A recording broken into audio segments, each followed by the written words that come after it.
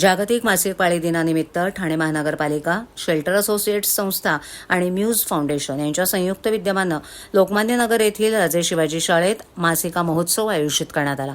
मासिक पाळीविषयी समाजामध्ये असलेल्या अंधश्रद्धा, गैरसमज आणि लज्जेची भावना दूर करून महिलांमध्ये आणि पुरुषांमध्ये योग्य जनजागृती निर्माण करण्याच्या उद्देशानं हा उपक्रम पार पडला. या कार्यक्रमाला ठाणे महापालिकेचे आरोग्य अधिकारी डॉक्टर अनिश शिंदे, सभागृह नेते तथा स्थानिक नगरसेवक हनुमंत जगदाळे, महात्मा फुले एज्युकेशन सोसायटीचे जयंत गाडगे यांचं मार्गदर्शन लाभलं. शेल्टर असोसिएट्स संस्था मागील अनेक वर्षांपासून ठाणे महापालिका क्षेत्रातील झोपडपट्ट्यांमध्ये एक शौचालय प्रकल्प तसंच विविध स्वच्छता अभियान राबवते. त्याचाच एक भाग म्हणून जागतिक मासिक पाळी दिनाचं औचित्य साधून गुरुवारी या विशेष कार्यक्रमाचं आयोजन करण्यात आलं होतं.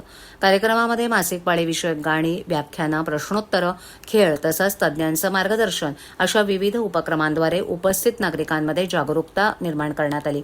कार्यक्रमाच्या सुरुवातीला ज्येष्ठ पर्यावरण तज्ज्ञ विजयकुमार गट्टी यांनी मासिक पाळी संदर्भातील समाजातील अंधश्रद्धा आणि गैरसमज यावर मार्गदर्शन केलं.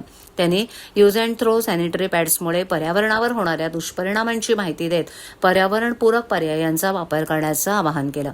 तसंच उपस्थित महिला आणि पुरुषांशी प्रश्नोत्तरांच्या माध्यमातून संवाद साधून त्यांच्या मनातील शंका, गैरसमज दूर करण्यात आले.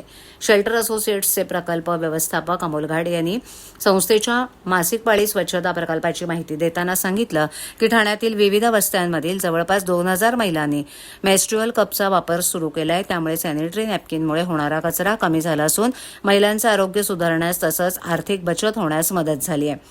मासिक पाळी हा लपवण्याचा विषय नसून त्यावर उघडपणे चर्चा करून योग्य ती काळजी घेणं आवश्यक आहे. यावेळेला संस्थेचे वैभव काळे, सुनीता सुकुंडे, योगिता शिंदे, मनीषा सुर्वे इत्यादी उपस्थित होते. जागतिक मासिक पाळी दिनानिमित्त आयोजित करण्यात आलेल्या मासिका महोत्सवामध्ये लोकमान्य नगर परिसरातील महिला आणि पुरुषांनी उत्स्फूर्त सहभाग नोंदवला.